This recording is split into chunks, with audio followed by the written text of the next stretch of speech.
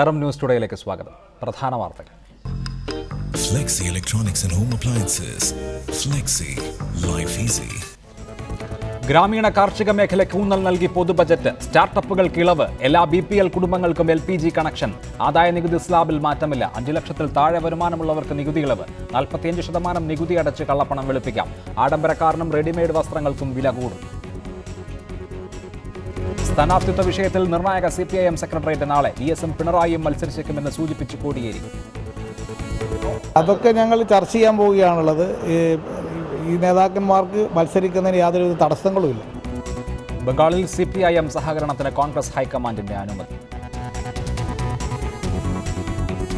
പാട്ടൂർ ഭൂമി ഇടപാടിൽ മുഖ്യമന്ത്രിക്കെതിരെ തെളിവില്ലെന്ന് തിരുവനന്തപുരം വിജിലൻസ് കോടതി. 16 സെന്റ് ഭൂമി കയ്യേറിയെന്ന് വ്യക്തം. വകുപ്പ് മന്ത്രിമാരെ അറിയിക്കാതെ മുഖ്യമന്ത്രി നേരിട്ട് തീരുമാനങ്ങളെടുത്തുവെന്ന് VS-ന്റെ അഭിഭാഷകൻ.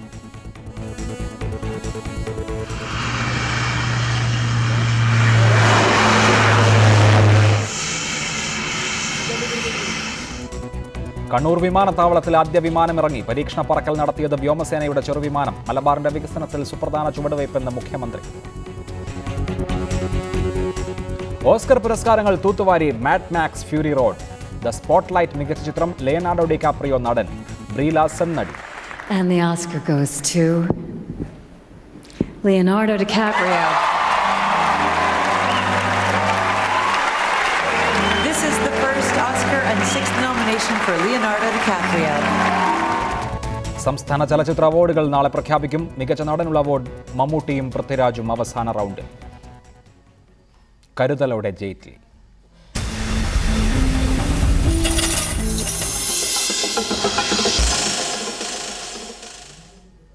കൃഷി, ജലസേചനം, ഗ്രാമവികസനം തുടങ്ങിയ മേഖലകൾക്ക് ഊന്നൽ നൽകിയും സ്റ്റാർട്ടപ്പ് ഡിജിറ്റൽ സംരംഭങ്ങൾക്ക് പ്രോത്സാഹനം നൽകിയും അരുൺ ജെയ്റ്റ്ലിയുടെ 3ാം ബജറ്റ്. എല്ലാ BPL കുടുംബങ്ങൾക്കും സബ്സിഡി നിരക്കിൽ ഗ്യാസ് കണക്ഷൻ നൽകും. എല്ലാ ജില്ലാ ആശുപത്രികളിലും ഡയാലിസിസ് സംവിധാനം ഏർപ്പെടുത്തും. ആദായ നികുതി പരിധിയിൽ മാറ്റമില്ല. വാഹനങ്ങൾക്ക് പരിസ്ഥിതി സെസ് ഏർപ്പെടുത്തി.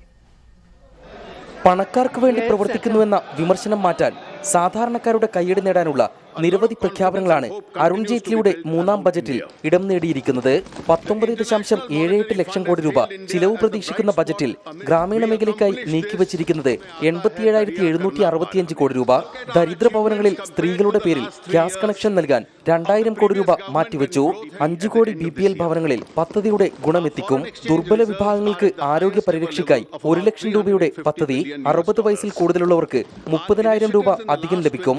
In order to help such families, the government will launch a new health protection scheme which will provide health cover up to rupees 1 lakh per family for senior citizens of the age of 60 and above belonging to this category. An additional top-up package of rupees 30,000 will be provided. Generic മരുന്നുകൾക്കായി 3000 മരുന്ന് ഷോപ്പുകൾ സ്ഥാപിക്കും. ദേശീയ ആരോഗ്യ യജ്ഞത്തിന് കീഴിൽ എല്ലാ ജില്ലാ ആശുപത്രികളിലും ഡയാലിസിസ് സെന്റർ.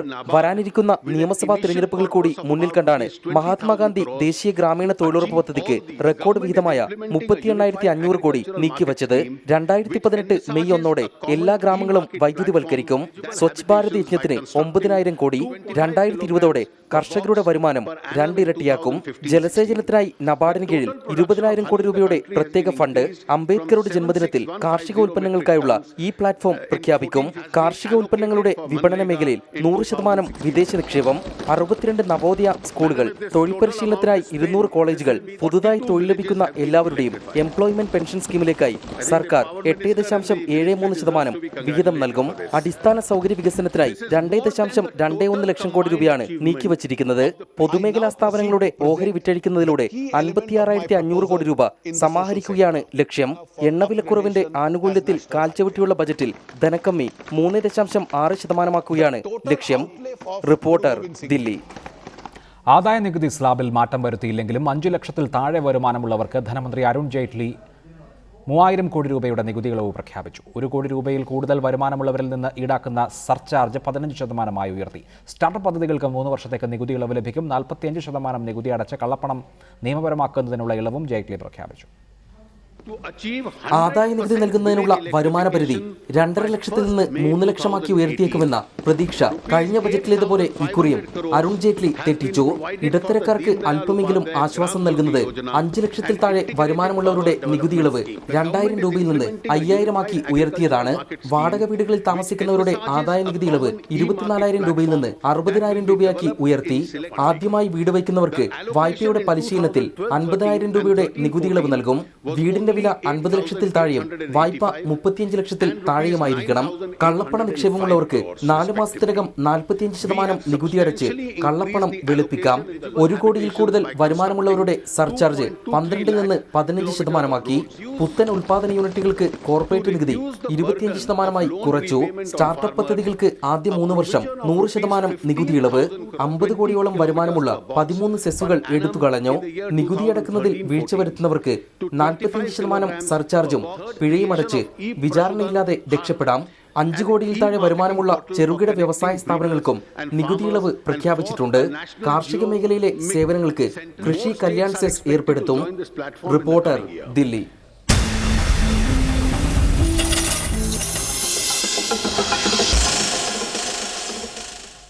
വിശദമായ ബജറ്റ് അവലോകനത്തിലേക്ക് TNC MP doctor N. Ajith Kumar, Shri Mathew Kuzhalnadan, Shri PK Krishnadas എന്നിവർ ചർച്ചയിൽ പങ്കെടുക്കുന്നു. ആദ്യം ഡോക്ടർ N. അജിത് കുമാർ, കൃഷിക്കും ഗ്രാമവികസനത്തിനുമാണ് ഈ ബജറ്റിലെ പ്രധാന ഊന്നൽ. അതേസമയം തന്നെ ഉപരിമധ്യവർഗമോ കോർപ്പറേറ്റ് ലോകമോ പ്രതീക്ഷിച്ചത്ര തലോടൽ ലഭിച്ചിട്ടും ഇല്ല. അപ്രതീക്ഷിതമാണോ അരുൺ ജെയ്റ്റ്ലിയുടെ ഈ ബജറ്റ്?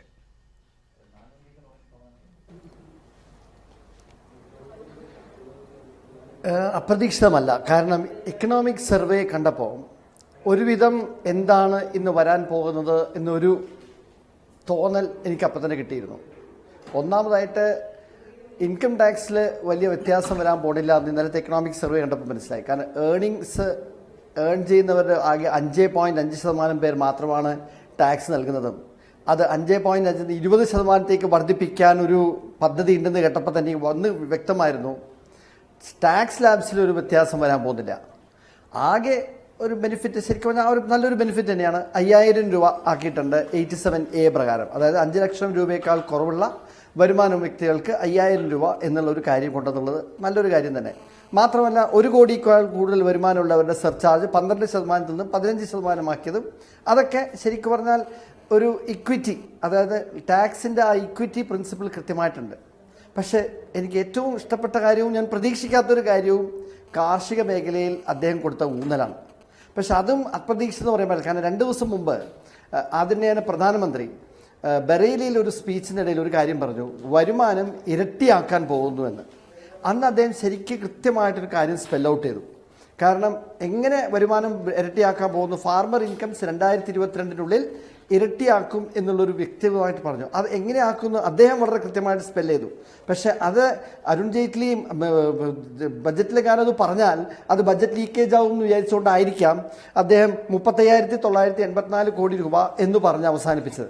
പക്ഷെ ചെയ്യാൻ പോകണമെന്നാണ് ഞാൻ അറിഞ്ഞത് എന്താണെന്ന് പറഞ്ഞാൽ ഫാർമർ പ്രൊഡ്യൂസർ ഓർഗനൈസേഷൻസ് എന്നുള്ളൊരു കോൺസെപ്റ്റ് കൊണ്ടുവരാൻ പോവാണ്. ഈ ഫാർമർ പ്രൊഡ്യൂസർ ഓർഗനൈസേഷൻസ് എന്ന് പറഞ്ഞാൽ ഏറ്റവും പ്രധാനപ്പെട്ടത് ഇപ്പം ഏറ്റവും വലിയ പ്രശ്നം നമ്മൾ കാർഷിക മേഖലയിൽ കാണുന്നത് 82% ഫാർമേഴ്സും മാർജിനൽ ഫാമേഴ്സാണ്. അതായത് 2 ഹെക്ടാറിനേക്കാൾ കുറവ് ഭൂമിയുള്ളവരാണ് നമ്മുടെ ഇപ്പോൾ കാണുന്നത്. അവർക്ക് വേണ്ടി പണ്ട് സഹകരണ മേഖലയിലൂടെ നോക്കി പല പ്രസ്ഥാനങ്ങൾ നോക്കിയപ്പോഴും സഹകരണ മേഖല വല്ലാണ്ട് രാഷ്ട്രീയവൽക്കരിക്കപ്പെട്ടതുകൊണ്ട് അത് വലിയ സക്സീഡ് ചെയ്തില്ല. പക്ഷേ ഈ ഫാർമർ പ്രൊഡ്യൂസർ ഓർഗനൈസേഷൻസ് ശരിക്കും ഒരു കമ്പനികളായിട്ടാണ് രൂപീകരിക്കുന്നത്. അപ്പോൾ ഈ കമ്പനികളായിട്ട് രൂപീകരിക്കുമ്പോൾ തീർച്ചയായിട്ടും അതിൻ്റെ ഭാഗമായ ഈ കർഷകർക്ക് എന്തായാലും നല്ലൊരു ബെനിഫിറ്റ് കിട്ടും. അതിൻ്റെ ഒരു ഭാഗം, അതിൻ്റെ ഒരു ഇൻഡിക്കേഷൻ ബഹുമാനപ്പെട്ട പ്രധാനമന്ത്രി ബറേലിയിൽ അദ്ദേഹത്തിൻ്റെ സ്പീച്ചിൽ നടത്തിയിരുന്നു. അത് കേട്ടപ്പോൾ എനിക്ക് തോന്നി അതായിരിക്കണം ആ ഊന്നലാണ് ഇന്നത്തെ ബഡ്ജറ്റിൽ നാം കാണുന്നത്. മാത്രമല്ല ഒരു കാര്യം കൂടി, വിപണനം നാം കണ്ടത് കഴിഞ്ഞ ഈ ഒരു വർഷം പച്ചക്കറി കൃഷിയിലുള്ള വർധനവ് ഏകദേശം 42%, 2015-16. എന്നാൽ ഈ 42% ഏകദേശം 22% പച്ചക്കറിയും വേസ്റ്റായി പോകുന്നു. എന്തുകൊണ്ട് പറഞ്ഞാൽ കൃത്യമായിട്ട് വിപണനം നടക്കാത്തതുകൊണ്ട്. അതുകൊണ്ടാണ് ഈ വിപണനത്തിന് വേണ്ടി ശരിക്കും പറഞ്ഞാൽ FDA കൊണ്ടുവന്നിരിക്കുന്നത്. FDA ശരിക്കും വളരെ വ്യക്തമായിട്ട് അദ്ദേഹം പറഞ്ഞു for the marketing of Indian manufactured goods ആണ്. അതായത് ഇന്ത്യയിൽ നിർമ്മിക്കുന്ന അഗ്രികൾച്ചറൽ പ്രോഡക്ട്സിന് വേണ്ടി FDI 100% കൊണ്ടുവന്നു. ഈ 2 സ്റ്റെപ്സ് ശരിക്കും പറഞ്ഞാൽ കാണുന്നത് തീർച്ചയായിട്ടും കാർഷിക മേഖലയ്ക്ക് വേണ്ടിയിട്ടുള്ള ഒരു സ്റ്റെപ്സ്. അഭിലാഷ് നേരത്തെ ചോദിക്കുന്നുണ്ട്, ഇത് ഞാൻ ശരിക്കും പ്രതീക്ഷിച്ചില്ല. പക്ഷേ താങ്കൾ കാർഷിക മേഖലയ്ക്ക് കൊടുത്ത ഊന്നലിനെയാണ് പ്രകീർത്തിക്കുന്നത്. ശ്രീ മാത്യു കുഴൽനാടൻ, ഗ്രാമീണ വികസനത്തിന് 87,765 കോടി രൂപയാണ് മാറ്റിവെച്ചിരിക്കുന്നത്. കഴിഞ്ഞ വർഷത്തെ അപേക്ഷിച്ചാൽ 250% വർധന. കൃഷിക്ക് 35,984 കോടി മാറ്റിവെച്ചിരിക്കുന്നു. ഇറിഗേഷന് വേണ്ടി ഒരു സ്ഥിരം ഫണ്ട് 20,000 കോടി. അതുപോലെ തന്നെ മഹാത്മാഗാന്ധി ഗ്രാമീണ തൊഴിലുറപ്പ് പദ്ധതിക്ക് റെക്കോർഡ് വിഹിതം 38,500 കോടി വകയിരുത്തിയിരിക്കുകയാണ്. ഈ ബജറ്റിൻ്റെ ആദ്യത്തെ പ്രാഥമികമായ ഫോക്കസ് ഊന്നൽ കൃഷിക്കും ഗ്രാമവികസനത്തിനുമാണ് എന്നുള്ളത് വ്യക്തമാണ്. രാജ്യം ഇപ്പോൾ നേരിടുന്ന പ്രത്യേക സാഹചര്യം, അതായത് തുടർച്ചയായ 2 വരൾച്ചയെ തുടർന്ന് കാർഷിക മേഖലയിൽ ഉണ്ടായിരിക്കുന്ന ഭീതിതമായ സാഹചര്യത്തെ മറികടക്കുക എന്ന ലക്ഷ്യത്തോടുകൂടി അങ്ങേയറ്റം പോസിറ്റീവായി തയ്യാറാക്കിയ ഒരു ബജറ്റ് എന്ന് താങ്കൾ ഇതിനെ വിലയിരുത്താൻ തയ്യാറുണ്ടോ?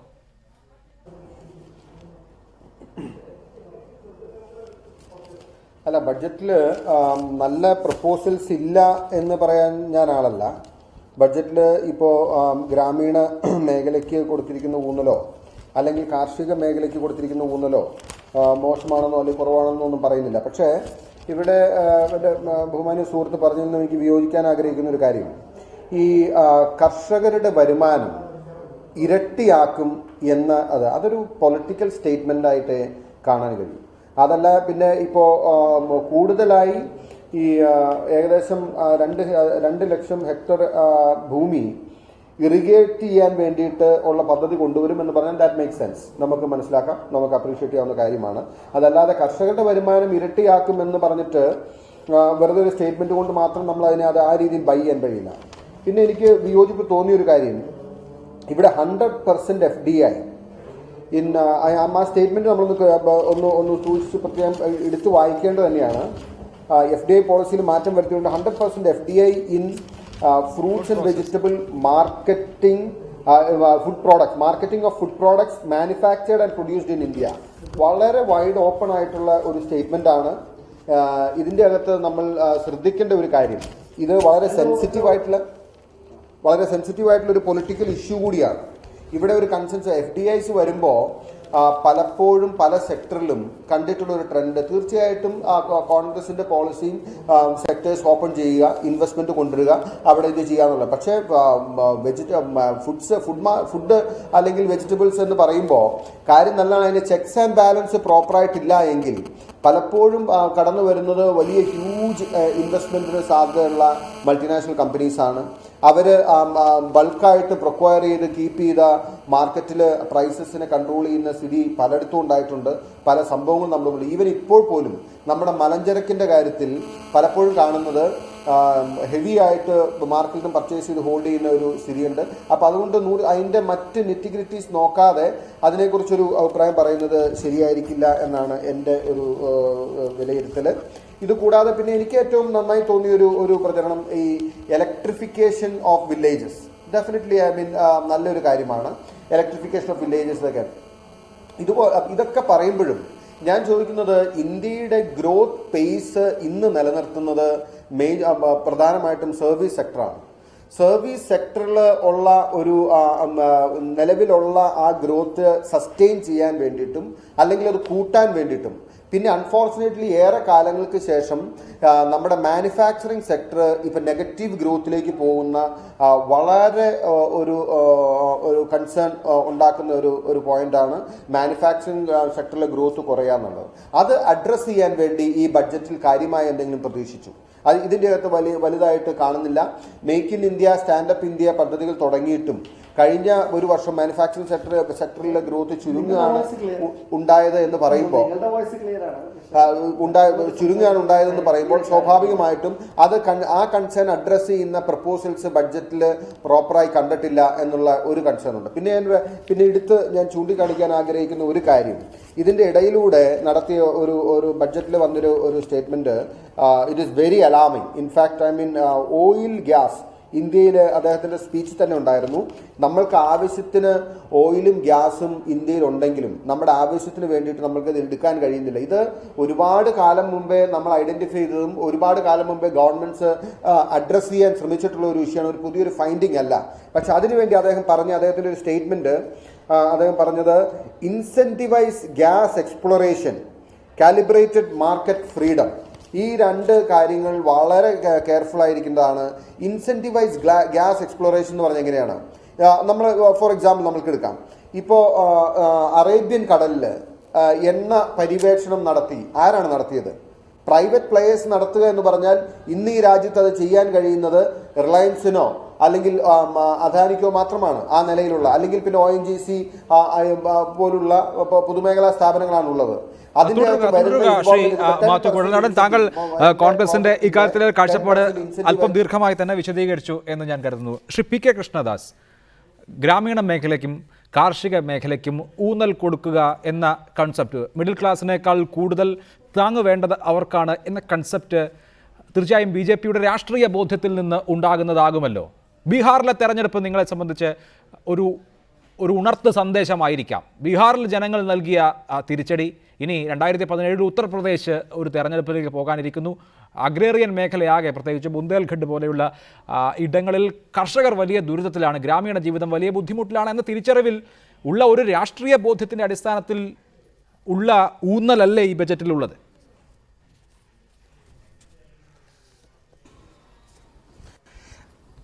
ഏതായാലും ശരിയാണ് പറഞ്ഞത്. രാഷ്ട്രീയ ബോധത്തിൻ്റെ അടിസ്ഥാനത്തിലുള്ള തിരിച്ചറിവിൻ്റെ അടിസ്ഥാനത്തിലുള്ള ബഡ്ജറ്റ് തന്നെയാണിത്. ഈ ബഡ്ജറ്റിനെ കുറിച്ച് എനിക്ക് ആമുഖമായി സൂചിപ്പിക്കാനുള്ളത്, സ്വതന്ത്ര ഭാരതത്തിൻ്റെ ചരിത്രത്തിൽ അടൽ ബിഹാരി വാജ്പേയിയുടെ ഭരണകാലം 6 വർഷക്കാലം മാറ്റി നിർത്തിയാൽ ഇതുപോലൊരു ക്ഷേമ ബഡ്ജറ്റ് സ്വതന്ത്ര ഭാരതത്തിൻ്റെ ചരിത്രത്തിൽ ആദ്യമായിട്ടാണ് അവതരിപ്പിക്കുന്നത്. ശ്രീ അരുൺ ജെയ്റ്റ്ലി അവതരിപ്പിച്ച ബഡ്ജറ്റ് ക്ഷേമ ബഡ്ജറ്റാണ്. ഭാരതത്തിൻ്റെ നമ്മൾ ഓർക്കേണ്ടതായിട്ടുണ്ട്, ഈ ബഡ്ജറ്റ് അവതരിപ്പിക്കുന്ന സമയത്ത് ആഗോള സമ്പദ് വ്യവസ്ഥ ഗുരുതരമായ ഭീഷണിയെയും തകർച്ചയെയും നേരിട്ടുകൊണ്ടിരിക്കുകയാണ്. ഭാരതം കഴിഞ്ഞ UPAയുടെ ഭരണകാലത്ത് ഏതാണ്ട് നമ്മുടെ സമ്പദ് വ്യവസ്ഥ ആന കയറിയ കരിമ്പിൻ തോട്ടം പോലെയായിരുന്നു. പക്ഷേ ഈ BJP ഗവൺമെന്റ്, നരേന്ദ്രമോദി സർക്കാർ അധികാരത്തിലേറിയതിനു ശേഷം നമ്മുടെ സമ്പദ് വ്യവസ്ഥ ശക്തിപ്പെട്ടു. മാത്രമല്ല, ഒരു പുതിയ രാഷ്ട്രത്തിന് ഒരു പുതിയ ദിശാബോധം നൽകാൻ ഈ ഉതകുന്ന ബഡ്ജറ്റാണിത്. നമ്മുടെ സാധാരണക്കാരൻ്റെ ബഡ്ജറ്റാണ്, കർഷകരുടെ ബഡ്ജറ്റാണ്, ഇടത്തരക്കാരൻ്റെ ബഡ്ജറ്റാണ്, ഗ്രാമീണരുടെ ബഡ്ജറ്റാണ്, പാവങ്ങളുടെ ബഡ്ജറ്റാണ്, തൊഴിൽരഹിതരായ ചെറുപ്പക്കാരുടെ ബഡ്ജറ്റാണ്. സത്യത്തിൽ ഒരു വേലക്കാരിയുടെ മകൻ ഇന്ത്യൻ പ്രധാനമന്ത്രിയായതിൻ്റെ ഗുണം ഇന്ത്യയിലെ 99.5% ജനങ്ങൾ മനസ്സിലാക്കി കഴിഞ്ഞിരിക്കുന്നു. അതിന്റെ ഗുണം അനുഭവിച്ചുകൊണ്ടിരിക്കുന്നു. കുറെ സംശയങ്ങൾ ബാക്കിയുള്ളത് 2020ഓടുകൂടി കർഷകരുടെ വരുമാനം ഇരട്ടിയാകും എന്ന് പറഞ്ഞു. ഒരു കാര്യം, എങ്ങനെ ഇരട്ടിയാകും? അതിനെക്കുറിച്ച് ഒരു റോഡ് മാപ്പ് ഉണ്ടോ? ഇരട്ടിയാകും എന്ന് പറഞ്ഞു, എങ്ങനെ എന്നുള്ളത് വ്യക്തമല്ല. പിന്നെ നോക്കൂ, ഈ സർക്കാർ അധികാരത്തിൽ വന്നതിന് ശേഷം അവതരിപ്പിക്കുന്ന ആദ്യത്തെ ബജറ്റ് അല്ല ഇത്. കഴിഞ്ഞ ബജറ്റിന് തൊട്ട് മുൻപ് നരേന്ദ്രമോദി പറഞ്ഞത് UPA സർക്കാരിൻ്റെ ഭരണ പരാജയത്തിൻ്റെ സ്മാരകമായി, നിത്യസ്മാരകമായാണ് തൊഴിലുറപ്പ് പദ്ധതി നിലകൊള്ളുന്നത് എന്നാണ്. അങ്ങനെ കണ്ട UPAയുടെ വീഴ്ചയുടെ സ്മാരകമായി കണ്ട ആ മഹാത്മാഗാന്ധി ദേശീയ തൊഴിലുറപ്പ് പദ്ധതിക്ക് ഇത്തവണ 38,500 കോടിയാണ് നീക്കി വച്ചിരിക്കുന്നത്. ഞാൻ പറയുന്നത് നിങ്ങൾക്ക് ഇപ്പോഴാണ് തിരിച്ചറിവുണ്ടായതെന്നാണ്.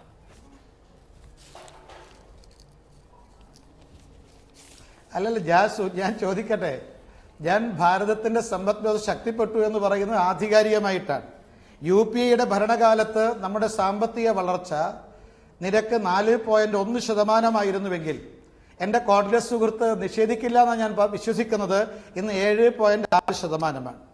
നാണയപ്പെരുപ്പം 9.5% UPAയുടെ ഭരണകാലത്തെങ്കിൽ ഇന്ന് 4.9% നിൽക്കുകയാണ്.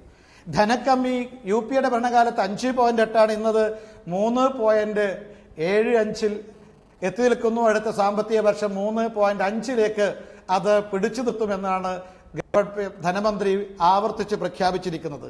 വിദേശ നാണ്യ ശേഖരം $350 ബില്യൺ എത്തിയിരിക്കുക. ഇത് സർവകാല റെക്കോർഡാണ്. ഇന്ത്യൻ സമ്പദ് വ്യവസ്ഥ ശക്തിപ്പെട്ടു. ഇനി താങ്കളുടെ ചോദ്യം, കാർഷിക മേഖലയിൽ വൻ വളർച്ചയുണ്ടാക്കാൻ ഉതകുന്ന ബഡ്ജറ്റാണെന്ന കാര്യത്തിൽ ആർക്കാണ് സംശയം? ശരി, അതാണ് ബി ജെ പിയുടെ പോയിന്റ്.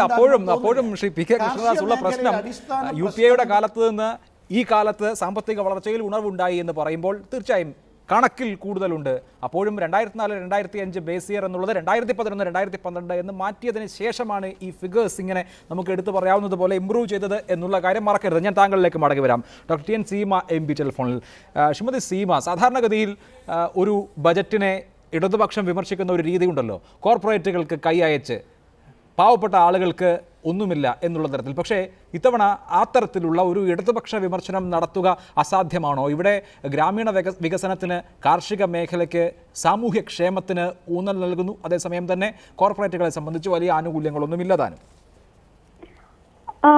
വാസ്തവത്തിൽ കോർപ്പറേറ്റ് താല്പര്യങ്ങൾക്ക് അനുസൃതമായിട്ട് തന്നെയുള്ള സാമ്പത്തിക പരിഷ്കാരങ്ങൾ മുന്നോട്ട് കൊണ്ടുപോകുന്ന ഒരു ബഡ്ജറ്റാണിത്. ഇത് കാർഷിക മേഖലയിൽ അതുപോലെ തന്നെ ഗ്രാമീണ മേഖലയ്ക്ക് ഒരു വൻ വിഹിതം മാറ്റിവെച്ചിരിക്കുന്നു എന്നുള്ള പ്രഖ്യാപനം, വാസ്തവത്തിൽ അതിന്റെ വിശദാംശങ്ങൾ പരിശോധിച്ച് നോക്കിക്കഴിഞ്ഞാൽ നമുക്കറിയാൻ സാധിക്കും.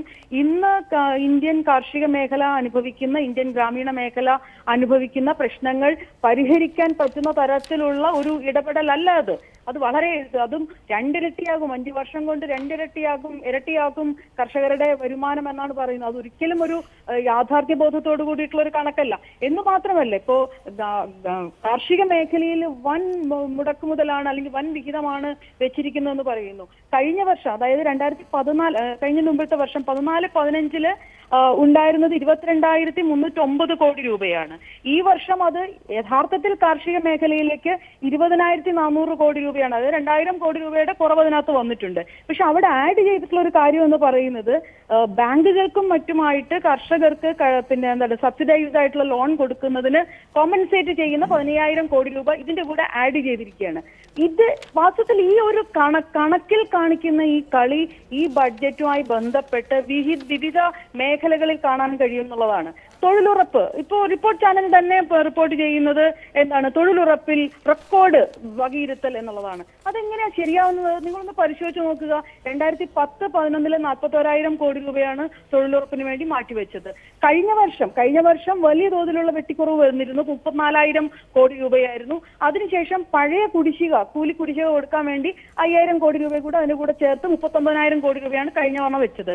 വാസ്തവത്തിൽ തൊഴിലുറപ്പ് പദ്ധതി കൂടുതൽ ശക്തിപ്പെടുത്തുകയും അതുപോലെ തന്നെ ഭക്ഷ്യസുരക്ഷിതത്വം ഉറപ്പാക്കുകയും എല്ലാ ആളുകൾക്കും, പട്ടിണി കിടക്കുന്ന സാധാരണക്കാരായിട്ടുള്ള മുഴുവൻ ആളുകൾക്കും APL BPL വ്യത്യാസം കൂടാതെ ഭക്ഷണം എത്തിക്കാൻ, ഭക്ഷ്യസുരക്ഷ പോലെയുള്ള കാര്യങ്ങൾ ഉറപ്പാക്കി മാത്രമേ ഇന്ത്യയുടെ ഗ്രാമീണ മേഖലയുടെ പ്രശ്നം പരിഹരിക്കാൻ കഴിയുള്ളൂ.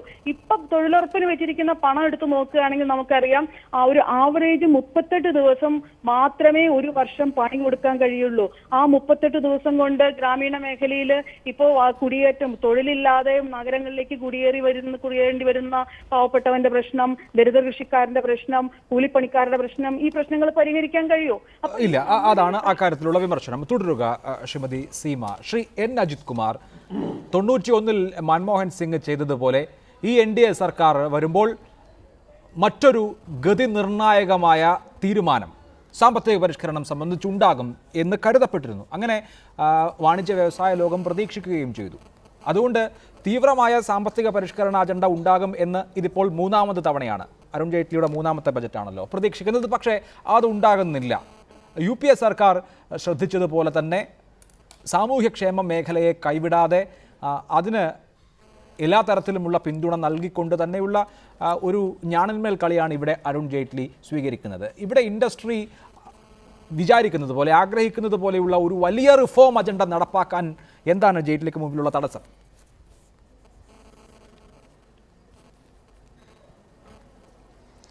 ആദ്യമായിട്ട് ജെയ്റ്റ്ലി ഒരു കാര്യം വളരെ വ്യക്തമായിട്ട് ഇപ്പം തന്നെ മനസ്സിലാക്കിയിട്ടുണ്ട്. കാരണം ഈ ഗവൺമെൻറ് എപ്പോഴും കിട്ടുന്ന ഏറ്റവും വലിയ ഒരു വിമർശനം അവരെ വല്ലാതെ കോർപ്പറേഷനെ സഹായിക്കുന്നു എന്നൊരു കാര്യമാണ്. കഴിഞ്ഞ 2 ബഡ്ജറ്റുകൾ എടുത്തു നോക്കിയാൽ അത് ശരിയും കൂടിയാണ്. പക്ഷെ ഇത്തവണ തീർച്ചയായിട്ടും ഒരു ഡിപ്പാർച്ചർ ഉണ്ട്. ആ ഡിപ്പാർച്ചർ ഇല്ലയെന്ന് ആര് സമ്മതിച്ചാലും, ഒരു സാമ്പത്തിക വിദ്യാർത്ഥിയെ ഞാൻ കൃത്യമായിട്ട് പറയുന്നു, ഒരു ഡിപ്പാർച്ചർ എന്തായാലും ഇത്തവണ കാണിച്ചിട്ടുണ്ട്. പക്ഷെ എത്ര കണ്ട് ഈ ഡിപ്പാർച്ചർ സക്സസ്ഫുൾ ആയിരിക്കും എന്നുള്ളത് ഇതിൻ്റെ ഇംപ്ലിമെൻറ്റേഷനിലാണ് നോക്കണത്. കാരണം പല പദ്ധതികളും നമ്മൾ ഇംപ്ലിമെൻ്റ് ചെയ്യുന്നുണ്ട്, പക്ഷെ പലതും ശരിക്കും വരുന്നില്ല. ഇപ്പോൾ ഒറ്റ ഒരു എക്സാമ്പിൾ പറയുകയാണെങ്കിൽ കഴിഞ്ഞ വർഷം തന്നെ പല പരിപാടികൾ ബാങ്ക് റീസ്ട്രക്ചറിങ്ങിന് വേണ്ടിയിട്ടുള്ള ഒരു പദ്ധതി പറഞ്ഞു. അവസാനം ബജറ്റിൻ്റെ 2 ദിവസം മുമ്പാണ് ബാങ്ക് മാനേജ്മെൻറ്റ് കമ്മിറ്റി ഉണ്ടാക്കുന്നത്. മാത്രമല്ല പല വിധത്തിലും പല നടപടികളും വളരെ ലേറ്റായിട്ടാണ് പലരും ചെയ്യുന്നത്.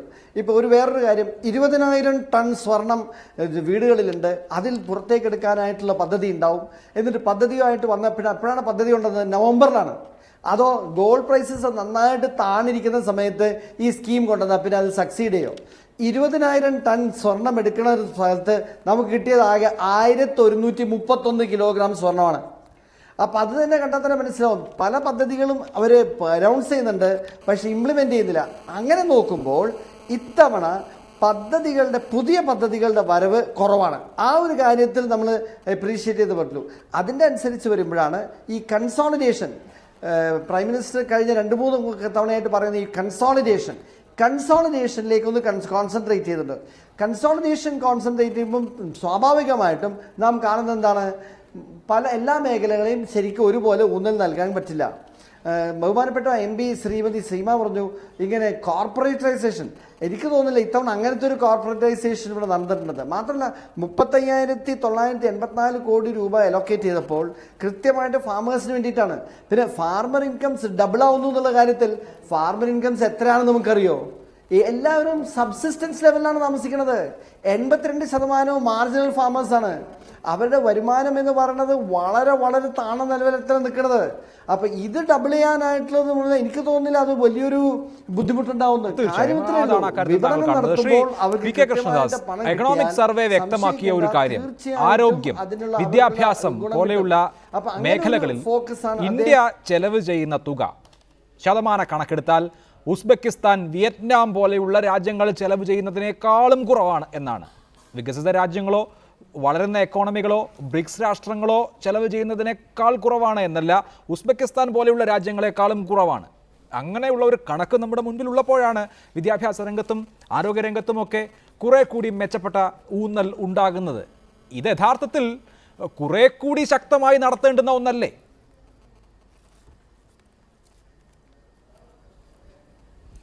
അല്ല, അതിനു മുമ്പ് നേരത്തെ എന്നോട് ചോദിച്ച ചോദ്യത്തിൻ്റെ ഉത്തരം പറയാനുള്ള സമയം എനിക്ക് നൽകണമെന്നുള്ള അപേക്ഷയുണ്ട്. അതായത് കാർഷിക മേഖലയെക്കുറിച്ച് നേരത്തെ സൂചിപ്പിച്ചു.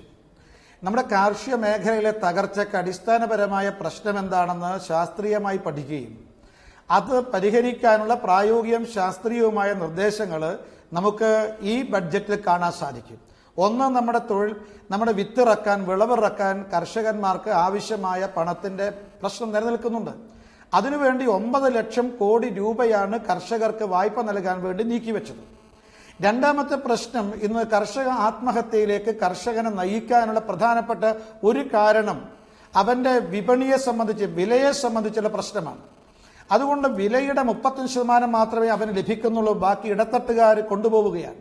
അതിനുവേണ്ടിയാണ് ഏകീകൃത വിപണി, അത് വിപണി ഉണ്ടാക്കാൻ വേണ്ടിയിട്ടുള്ള നിർദ്ദേശം ഈ ബഡ്ജറ്റിൽ വളരെ പ്രാധാന്യത്തോടുകൂടി വിശദീകരിച്ചത്.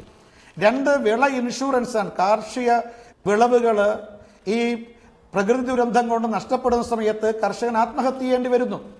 അതിൽ നിന്നും അവൻ ഒഴിവാക്കാൻ വേണ്ടിയിട്ടാണ്, ആത്മഹത്യയിൽ നിന്നും കർഷകൻ രക്ഷിക്കാൻ വേണ്ടിയിട്ട് 100% ഇൻഷുറൻസ് ആണ് ഇന്ന് ഈ ഗവൺമെന്റ് പ്രഖ്യാപിച്ചിരിക്കുന്നത്. അതിന് 5500 കോടി രൂപയാണ് ചെലവഴിച്ചിരിക്കുന്നത്. നമ്മുടെ കാലാവസ്ഥയെ ആശ്രയിച്ചാണ് ഇന്ത്യൻ കർഷകർ കൃഷി ഇറക്കുന്നത്.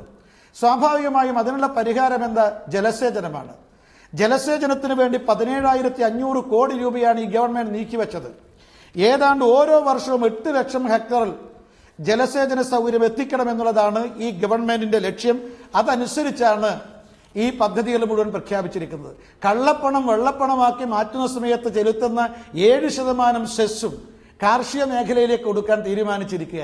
ഞാൻ സൂചിപ്പിക്കട്ടെ, ഇന്ത്യയുടെ സ്വാതന്ത്ര്യാനന്തര ഭാരതത്തിന്റെ ചരിത്രത്തിൽ കാർഷിക മേഖലയുടെ വളർച്ചയ്ക്ക് വേണ്ടിയിട്ട്, കർഷകന്റെ വരുമാനം വർദ്ധിപ്പിക്കുന്നതിന് വേണ്ടിയിട്ട് ഇതുപോലുള്ള നിർദ്ദേശങ്ങളടങ്ങിയ ബഡ്ജറ്റ് ഏതെങ്കിലും ഒരു കോൺഗ്രസ് ഗവൺമെന്റ് അവതരിപ്പിച്ചിട്ടുണ്ടോ?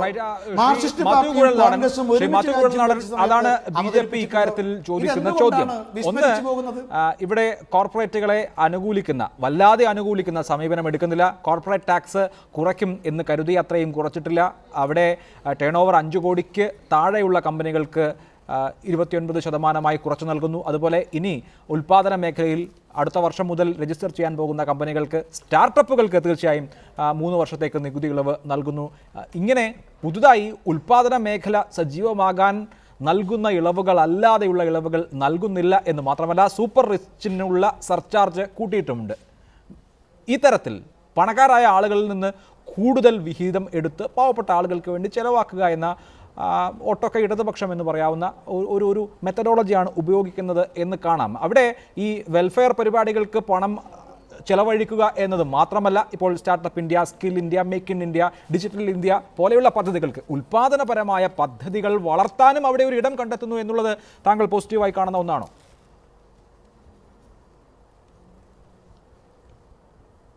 അല്ല, ഇതിലൊന്നും പോസിറ്റീവായി കാണുന്നില്ല എന്ന് പറയാൻ ഞാൻ ആളല്ല.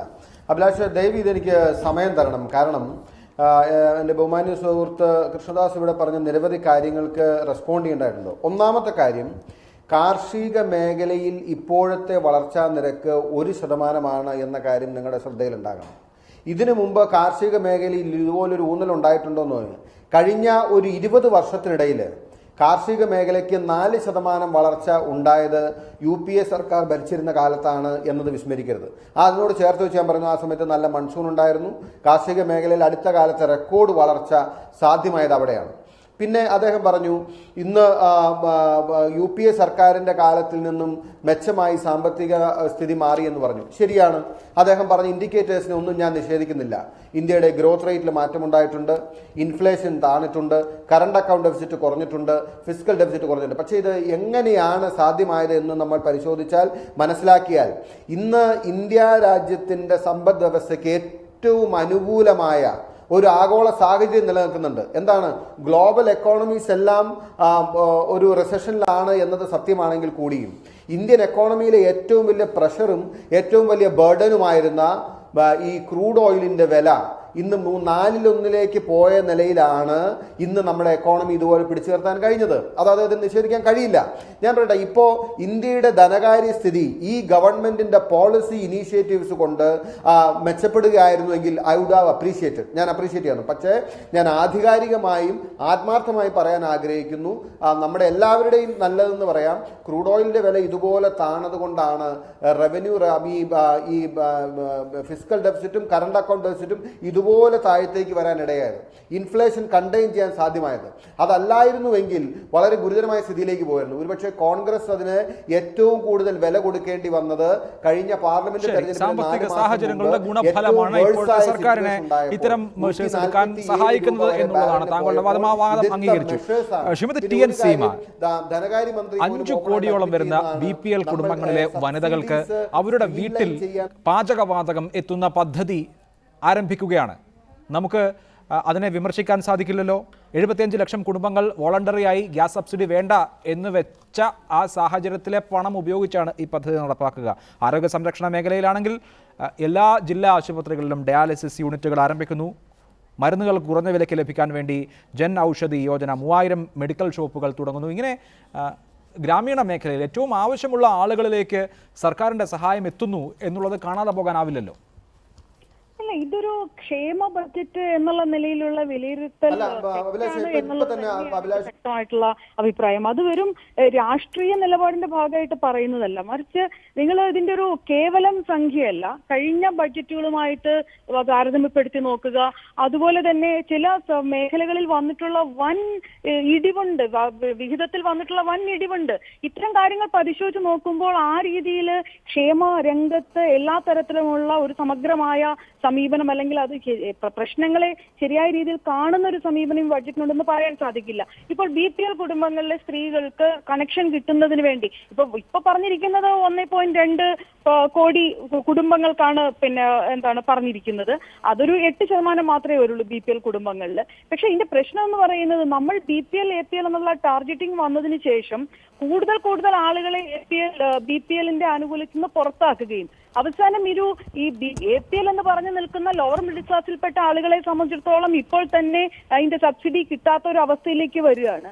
ഡയറക്റ്റ് ക്യാഷ് സബ്സിഡി എന്ന് പറയുന്നത് ഈ പാചകവാതകത്തിന്റെ മേഖലയിൽ വലിയ പ്രശ്നങ്ങൾ ഉണ്ടാക്കുന്നുണ്ട്. പിന്നെ ഒരു 600 രൂപ മാസം ഈ ഗ്യാസിന് കണ്ടെത്തുക എന്ന് പറയുന്നത്, കാരണം ഈ ഗ്രാമീണ മേഖലയിൽ അവരുടെ ജീവിതത്തിന് ആവശ്യമായിട്ടുള്ള വരുമാനം വർദ്ധിക്കുന്നില്ല. ഇപ്പൊ തൊഴിലുറപ്പിലാണ് കൂടുതൽ ഊന്നൽ കൊടുത്തിരുന്നെങ്കിൽ, തൊഴിലുറപ്പ് പദ്ധതിക്ക് കൂടുതൽ ഊന്നൽ കൊടുത്തിരുന്നെങ്കിൽ അവിടെയകത്ത് 65,000 കോടി രൂപയെങ്കിലും വേണം ഒരു 100 ദിവസത്തെ പണി കൊടുക്കണമെങ്കിൽ. ആ രീതിയിൽ ഒരു പരിഗണന കണ്ടിരുന്നെങ്കിൽ നമുക്ക് പറയാൻ സാധിക്കുമായിരുന്നു. അതുപോലെ ഇപ്പൊ ചോദിച്ച ഈ ആരോഗ്യ മേഖലയിൽ നിങ്ങൾ നോക്കിക്കോളൂ, ഈ ജില്ലാ ആശുപത്രികളിൽ PPP മോഡലിലെ ഡയാലിസിസ് യൂണിറ്റുകൾ സ്ഥാപിക്കുക എന്ന് പറയുന്നത് ഈ നമ്മുടെ പൊതു ആരോഗ്യ രംഗത്തേക്ക് സ്വകാര്യ മേഖലയ്ക്ക് കടന്നു വരാനുള്ള വലിയ വഴിയൊരുക്കലാണ്. എന്തുകൊണ്ട് സർക്കാരിന്റെ പണം ഉപയോഗിച്ച് തന്നെ ഡയാലിസിസ് സൗകര്യങ്ങൾ സർക്കാർ ആശുപത്രിയിൽ കൊടുക്കാൻ സാധിക്കില്ല? അതുപോലെ തന്നെ ഇൻഷുറൻസുമായി ബന്ധപ്പെട്ട് വന്ന കാര്യങ്ങൾ, ഇതുവരെയുള്ള പല ആരോഗ്യ ഇൻഷുറൻസിന്റെയും നേട്ടങ്ങൾ ഉണ്ടാക്കിയിട്ടുള്ളത് സ്വകാര്യ മേഖലയാണ്. അത് RSBY പോലെയുള്ള ഇൻഷുറൻസ് പദ്ധതികളുടെ അനുഭവം നമ്മുടെ മുന്നിലുണ്ട്. അപ്പൊ ഇത്തരത്തിലുള്ള പ്രഖ്യാപനങ്ങളും അതിന്റെ ഉപയോഗം അല്ലെങ്കിൽ അതിന്റെ പ്രയോജനവുമായിട്ട് നിലനിൽക്കുന്ന വലിയ വൈരുദ്ധ്യമുണ്ട്. അതുപോലെ തന്നെ നേരത്തെ പറഞ്ഞു വളത്തിന്റെ കാര്യത്തിൽ 2000 കോടി രൂപയാണ് വളം സബ്സിഡിയിൽ വെട്ടിക്കുറവ് വരുത്തിയിട്ടുള്ളത്. 5000 കോടി രൂപ സബ്സിഡിയിൽ വെട്ടിക്കുറവ് വരുത്തിയിട്ടുണ്ട്. ഞാൻ പറയുന്നത് ഇത്തരം കാര്യങ്ങൾ എങ്ങനെയാ പൊരുത്തപ്പെട്ടു പോകുന്നത്? എക്കണോമിക് സർവേയിൽ പറയുന്ന ഒരു കാര്യം, അമ്മമാർക്കും കുഞ്ഞുങ്ങൾക്കും വേണ്ടി മാ ഓർ ബേട്ടിയോം കെല്ലി എന്നാണ് പറയുന്നത്. ഈ അമ്മമാർക്കും കുഞ്ഞുങ്ങൾക്കും വേണ്ടിയുള്ള പരിഗണന ഉണ്ടായിരുന്നെങ്കിൽ ICDSൽ ഈ പൈസ വെച്ചാൽ പോരല്ലോ. 1500 കോടി രൂപയാണ് കഴിഞ്ഞ തവണത്തേക്കാൾ വെട്ടിക്കുറവ് വരുത്തിയിട്ടുള്ളത്. അപ്പൊ ഇത്തരം കാര്യങ്ങൾ ഇപ്പൊ കേവലം സംഖ്യയുടെ കാര്യത്തിൽ പറയുകയാണെങ്കിൽ പലപ്പോഴും നമുക്ക് ഇത്തരത്തിലുള്ള വലിയ തോതിലുള്ള വകയിരുത്തൽ ഉണ്ടെന്ന് പറയാൻ കഴിയും. പക്ഷെ താരതമ്യ അടിസ്ഥാനത്തിൽ പരിശോധിച്ച് നോക്കുമ്പോൾ ക്ഷേമ മേഖലയിൽ, സാമൂഹ്യ ക്ഷേമ രംഗത്ത് നിലനിൽക്കുന്ന പ്രശ്നങ്ങൾ അഡ്രസ് ചെയ്യുന്ന തരത്തിലുള്ള ഒരു സമീപനം നമുക്ക് കാണാൻ കഴിയും. ശ്രീ മാത്യു കുഴൽനാടൻ, ഗ്രാമീണ ഭവനങ്ങളിൽ ഇപ്പോൾ വിറകോ ചാണകവറളിയോ കത്തിച്ചുകൊണ്ടിരിക്കുന്ന അടുപ്പുകൾക്ക് പകരം ഗ്യാസ് അടുപ്പുകൾ വരുന്നു എന്നുള്ളത് ചെറിയ കാര്യമല്ല. അതിന് പലതരത്തിലുള്ള തലങ്ങൾ ഉണ്ട്. അത് ആ പദ്ധതിയിലേക്ക് എങ്ങനെ പോയി എന്നുള്ളത് സബ്സിഡികൾ കൃത്യമായി ടാർഗറ്റ് ചെയ്തതിൻ്റെ ഒരു ഗുണഫലമാണല്ലോ. യഥാർത്ഥത്തിൽ UPA സർക്കാരിൻ്റെ പദ്ധതിയായിരുന്നു നേരിട്ട് സബ്സിഡികൾ ഗുണഭോക്താക്കളെ ഏൽപ്പിക്കുക എന്നുള്ളത്. പക്ഷേ അത് ഫലപ്രദമായി നടത്താൻ കഴിഞ്ഞില്ല. ഇവിടെ ഗ്യാസിൻ്റെ കാര്യത്തിൽ ഈ സർക്കാരിന് അത് കഴിയുന്നു. പറ്റുന്ന ആളുകൾ അവരുടെ സബ്സിഡി ഉപേക്ഷിക്കുന്നു. ഈ ബജറ്റിൽ DBT വളം സബ്സിഡിയുടെ കാര്യത്തിലും ഏർപ്പെടുത്തുകയാണ്. ആധാർ കൂടുതൽ ഫലപ്രദമായി ഇംപ്ലിമെൻ്റ് ചെയ്യുന്നു. ഇങ്ങനെ കൂടുതൽ ലക്ഷ്യവേദിയാവുകയാണ് സബ്സിഡികളുടെ വിതരണവും. അത് പോസിറ്റീവായി കാണുന്നുണ്ടോ?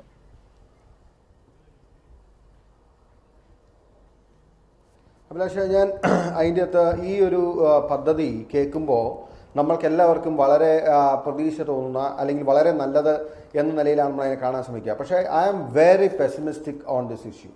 കാരണം ഞാൻ എൻ്റെ ഒരു അറിവ് അല്ലെങ്കിൽ എൻ്റെ യാത്രയിലൊക്കെ ഈ വടക്കേന്ത്യൻ സംസ്ഥാനങ്ങളിലൊക്കെ പോയിട്ടുണ്ട്. ബീഹാറിലും ഒറീസയിലും ഛത്തീസ്ഗഡിലുമൊക്കെ BPL ഫാമിലീസിനോട് നിങ്ങൾ ഇന്നത്തെ അവസ്ഥയിൽ നിങ്ങൾ അടുപ്പ് മാറ്റി ഗ്യാസ് ഉപയോഗിക്കൂ എന്ന് പറഞ്ഞാൽ അവർക്ക് വിറക് പോയി തേടിപ്പിടിച്ച് വന്ന് കാശ് മുടക്കില്ലാതെ കത്തിക്കാമെന്നിരിക്കെ നിങ്ങൾ എത്ര സബ്സിഡൈസ് ചെയ്ത് കൊടുത്താലും മണ്ണെണ്ണ പോലും ഉപയോഗിക്കാൻ പറ്റുന്ന ഒരു സ്ഥിതിയിലല്ല അവർ ചെയ്യത്തില്ല.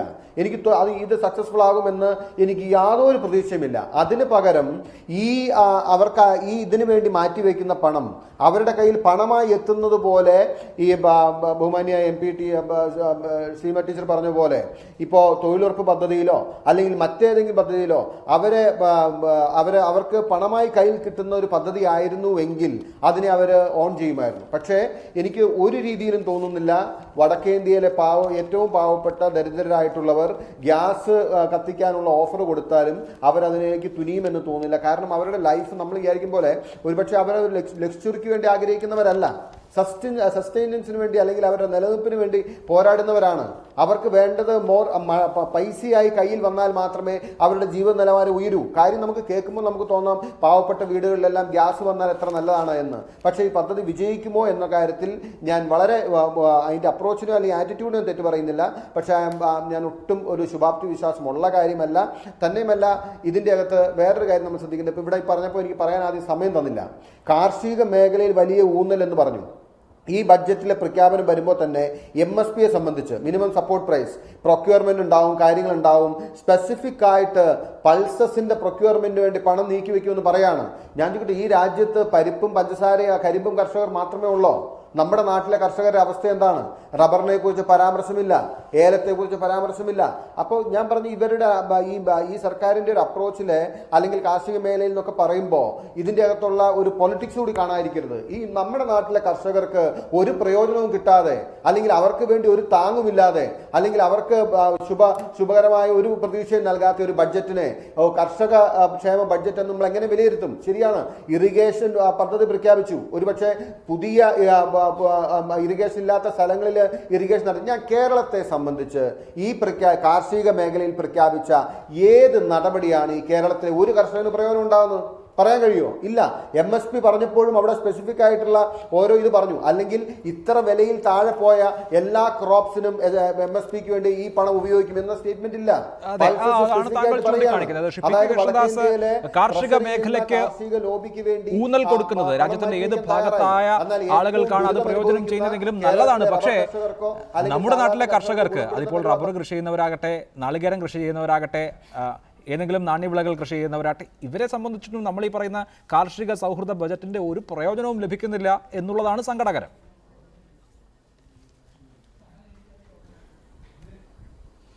അല്ല, ഒരു കാര്യം എൻ്റെ കോൺഗ്രസിൻ്റെ നേതാവും എൻ്റെ സുഹൃത്തുമായ മാത്യു കുഴൽനാടൻ നേരത്തെ സൂചിപ്പിച്ചു. നരേന്ദ്രമോദി സർക്കാരിൻ്റെ ഭരണകാലത്ത് സാമ്പത്തിക രംഗത്ത് വളർച്ചയുണ്ടായിരുന്നതിന് കാരണം സാഹചര്യം അനുകൂലമായിരുന്നു എന്നാണ്. ഞാൻ സമ്മതിക്കും, ഞാൻ നിഷേധിക്കുന്നില്ല. പക്ഷെ ഒരു കാര്യം അദ്ദേഹം ഓർക്കേണ്ടതായിട്ടുണ്ട്. 1998 അടൽ ബിഹാരി വാജ്പേയി രാജ്യത്തിന്റെ പ്രധാനമന്ത്രിയായ സമയത്ത് അന്ന് കോൺഗ്രസിന്റെ കയ്യിൽ നിന്ന് ഞങ്ങൾ അധികാരം ഏറ്റെടുക്കുമ്പോൾ 3.8 മുതൽ 4% വരെയായിരുന്നു വാർഷിക വളർച്ചാ നിരക്ക്. ഞങ്ങൾ അധികാരം കോൺഗ്രസിന് കൈമാറുമ്പോൾ 8% ഉയർത്തിയിട്ടുണ്ട്. ഞങ്ങൾ സാമ്പത്തിക സമീപനവും സാമ്പത്തിക നയവും കൊണ്ടാണ് ഈ വളർച്ച ഉണ്ടാകുന്നത്. ഞങ്ങൾ സാഹചര്യത്തെ ഉപയോഗപ്പെടുത്തുന്നു. ഒരു കാര്യം, ഞാൻ ബഹുമാന്യയായിട്ടുള്ള നമ്മുടെ പാർലമെന്റ് അംഗം മാർക്സിസ്റ്റ് പാർട്ടി നേതാവ് ഡോക്ടർ TN സീമയോട് അവരോട് പറയാനുള്ളത്, അവരാണ് ഈ 2 കൈയും നീട്ടി അരുൺ ജെയ്റ്റ്ലിയുടെ ബഡ്ജറ്റിനെ സ്വീകരിക്കേണ്ടത്. കാരണം ഞങ്ങളിവിടെ സ്വീകരിച്ച നയം എന്താ? സമ്പന്നന്മാരുടെ കയ്യിൽ നിന്നും പണം ഞങ്ങൾ പാവപ്പെട്ടവന് കൊടുക്കുകയാണ്. ഇപ്പോൾ സമ്പന്നന്മാരുടെ LPG സബ്സിഡി നിർത്തലാക്കി ഞങ്ങൾ ഈ നാട്ടിലെ LPG പാവങ്ങൾക്ക് മുഴുവൻ LPG കൊടുക്കുകയാണ്. ഞങ്ങൾ സമ്പന്നന്മാരെന്ന് പാവങ്ങൾക്ക് കൊടുക്കുന്നു. ബഹുമാനിയായ മാർക്സിസ്റ്റ് പാർട്ടി നേതാവ് എന്തിനാണ് അതിനെ എതിർക്കുന്നത്? ഞങ്ങൾ കോർപ്പറേറ്റ് മുതലാളികൾമാരിൽ നിന്നും പണം വാങ്ങിയിട്ട് ഇതാ ചുവാക്കന്മാരുടെ കൈകളിലേക്ക് തൊഴിലെത്തിക്കാൻ ഇടത്തരം ചെറുകിട സംരംഭങ്ങൾക്ക് ഞങ്ങൾ ഇളവ് കൊടുത്തിരിക്കുകയാണ്. 3 വർഷത്തേക്ക് നികുതി കൊടുക്കേണ്ടതായിട്ടില്ല. ഞങ്ങൾ സമ്പന്നന്മാരിൽ നിന്ന് പാവപ്പെട്ടവർക്ക് കൊടുക്കുക. ഈ ഗവൺമെന്റ് പാവപ്പെട്ടവന്റെ ഗവൺമെന്റാണ്. മറ്റൊന്ന് നേരത്തെ സൂചിപ്പിച്ചു, ഗ്രാമത്തിൽ ഒരു പ്രതികരണം ആവശ്യമുണ്ട്. അതിനുശേഷം ഞാൻ താങ്കളിലേക്ക് മടങ്ങി വരാം. TN സീമ എക്കണോമിക് സർവേ പറഞ്ഞു വെച്ചത് പാവങ്ങളുടെ പേരിൽ പണക്കാർ സർക്കാരിന്റെ ആനുകൂല്യങ്ങളെല്ലാം കൊണ്ടുപോകുന്നു എന്നാണ്. അതിനൊരു ലിസ്റ്റും പ്രസിദ്ധീകരിക്കുകയുണ്ടായി. ഇപ്പോൾ ഗ്യാസ് സബ്സിഡി ആണെങ്കിൽ 86% പാവപ്പെട്ടവരല്ലാത്ത ആളുകളാണ് അനുഭവിക്കുന്നത്. മണ്ണെണ്ണ സബ്സിഡി 88% അങ്ങനെയാണ് എന്ന് പറഞ്ഞു. മറ്റെല്ലാ സബ്സിഡികളും 80% മുകളിൽ അർഹരല്ലാത്ത ആളുകൾ അനുഭവിച്ചുകൊണ്ടിരിക്കുകയാണ്. അങ്ങനെ പാവങ്ങൾക്ക് വേണ്ടി എന്ന പേരിൽ കഴിവുള്ള ആളുകളാണ് ആനുകൂല്യം പറ്റുന്നത് എന്നുള്ളതായിരുന്നു പ്രധാനപ്പെട്ട ഒരു പരാമർശം, അല്ലെങ്കിൽ പ്രധാനമായും ചൂണ്ടിക്കാണിച്ചത്. ഇതിനെ മറികടക്കാനുള്ള സമീപനം വരുന്ന വർഷങ്ങളിൽ ഉണ്ടാകുമെന്ന് പ്രതീക്ഷിക്കണം.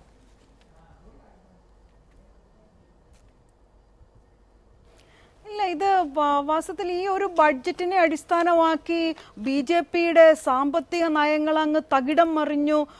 എന്താണ് ഒരു സോഷ്യലിസ്റ്റ് കാഴ്ചപ്പാടോടെ BJP ശ്രീ അരുൺ ജെയ്റ്റ്ലി ബഡ്ജറ്റ് അവതരിപ്പിച്ചു എന്നൊക്കെ പറഞ്ഞു കഴിഞ്ഞാൽ അത് ഇത്തിരി ദഹിക്കാൻ ബുദ്ധിമുട്ടുള്ള കാര്യം തന്നെയാണ്. കാരണം ഈ ബഡ്ജറ്റിൽ പറഞ്ഞിരിക്കുന്ന ഇപ്പോൾ ഗ്രാമീണ മേഖലയിൽ നൽകിയിരിക്കുന്ന ഊന്നലിനെ സംബന്ധിച്ചും അതുപോലെ തന്നെ ചില സ്റ്റാർട്ടപ്പ് പദ്ധതികൾക്ക് കൊടുത്തിരിക്കുന്ന നികുതി ഇളവ് അത് വാസ്തവത്തിൽ നല്ലൊരു കാര്യം തന്നെയാണ്. പക്ഷെ അതേ സമയത്ത് മറുഭാഗത്ത് ഉണ്ടാകുന്ന വെട്ടിക്കുറവ് തുടങ്ങിയിട്ടുള്ള കാര്യങ്ങളുണ്ട്. ഇപ്പം ഇദ്ദേഹം പറഞ്ഞു ഏറ്റവും പാവപ്പെട്ട ആളുകൾക്ക് പാചകവാതകം കൊടുക്കുന്നു, സമ്പന്നരിൽ നിന്ന് വാങ്ങിച്ചു കൊടുക്കുന്നു.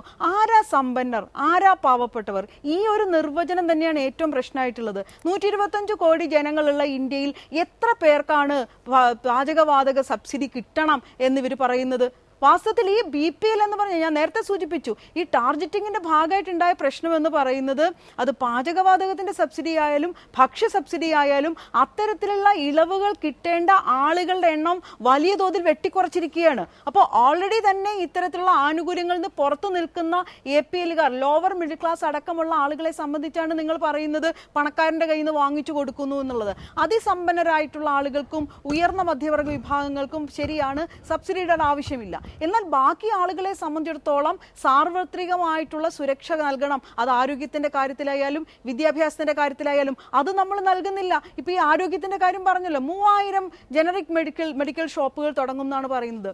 എന്തുകൊണ്ട് സർക്കാർ ആശുപത്രികളിൽ നമുക്ക് പൂർണ്ണമായും സൗജന്യമായിട്ട് കൊടുക്കാൻ കഴിയുന്നില്ല? പ്രൈമറി വിദ്യാഭ്യാസം വെട്ടിക്കുറച്ചിരിക്കുകയാണ്, പണം വെട്ടിക്കുറച്ചിരിക്കുകയാണ്. അപ്പോൾ ഇത്തരം കാര്യങ്ങൾ ഞാൻ മറ്റൊന്നും ആവർത്തിക്കുന്നില്ല. ഇത്തരം കാര്യങ്ങളിൽ സംഭവിക്കുന്ന ഈ വെട്ടിക്കുറവെന്ന് പറയുന്നത് പണക്കാരൻ്റെ കയ്യിൽ നിന്ന് പാവപ്പെട്ടവൻ്റെ കയ്യിലേക്ക് വാങ്ങിച്ചു കൊടുക്കുന്നതിൻ്റെ ഉദാഹരണമായിട്ടാണോ കാണേണ്ടത്? അപ്പോൾ ഇതൊരു അതിശയോക്തിപരമായിട്ടുള്ള അവകാശവാദങ്ങളൊന്നും ഈ ബഡ്ജറ്റിനെ സംബന്ധിച്ച് ഇങ്ങനെ പറയുന്നതിൽ അർത്ഥമുണ്ടെന്ന് തോന്നുന്നു. ശരി, ചർച്ച അവസാന ഘട്ടത്തിലേക്ക്. Doctor N. അജിത് കുമാർ, മധ്യവർഗം അല്പം അസ്വസ്ഥരായാലും കുഴപ്പമില്ല എന്നുള്ളതാണോ സമീപനം? ഇവിടെ നോക്കൂ, സർവീസ് ടാക്സിന് പുറത്ത് സെസ് ചുമത്തുന്നു, കൃഷി കല്യാൺ സെസ് വരുന്നു, ഇൻഫ്രാസ്ട്രക്ചർ സെസ് ചെറിയ വാഹനങ്ങൾക്കും ലക്ഷറി വാഹനങ്ങൾക്കും ചുമത്തുന്ന തോതിൽ വ്യത്യാസമുണ്ട് എങ്കിലും ആദായ നികുതി പരിധിയിൽ വ്യത്യാസമില്ല. ഇങ്ങനെ നോക്കുമ്പോൾ മിഡിൽ ക്ലാസ്സിനെയും ശമ്പളം വാങ്ങുന്ന വിഭാഗത്തെയും സംബന്ധിച്ച് അല്പസ്വല്പം അസ്വസ്ഥതകൾ ഉണ്ടായാലും കുഴപ്പമില്ല എന്ന സമീപനമാണോ ധനമന്ത്രിക്ക്?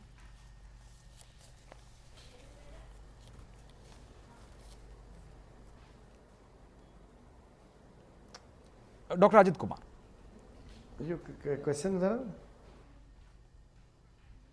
കേൾക്കാം, താങ്കൾക്ക് കേൾക്കാമോ?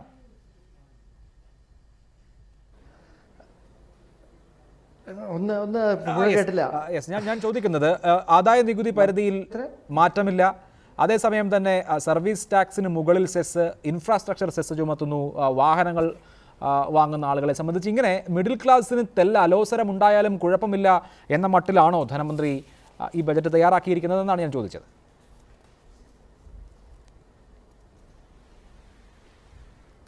ധനമന്ത്രിമാർ എന്തെങ്കിലും ഈ മിഡിൽ ക്ലാസ്സിനെ പറ്റി ആലോചിച്ചിട്ടുണ്ടോ?